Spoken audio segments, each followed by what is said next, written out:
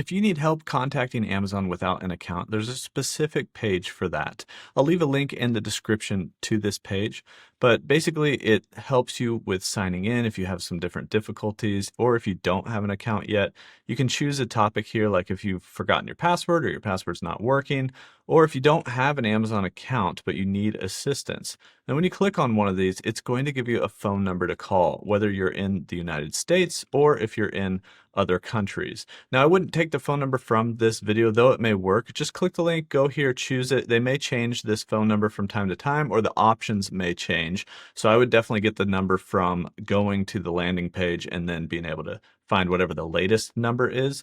But you'll see a number and you'll be able to call and talk to someone. And that way you can connect with someone without even having an Amazon account. If you do have an account, but you're trying to get logged in, this system here also helps you. Like if you can't create an account for some reason, or if your password's not working, you forget your password, you'll see some different options here and it will link you out to specific pages like the reset password page.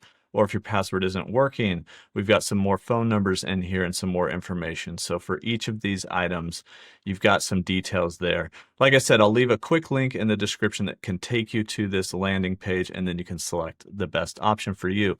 That's how you can contact Amazon without an account.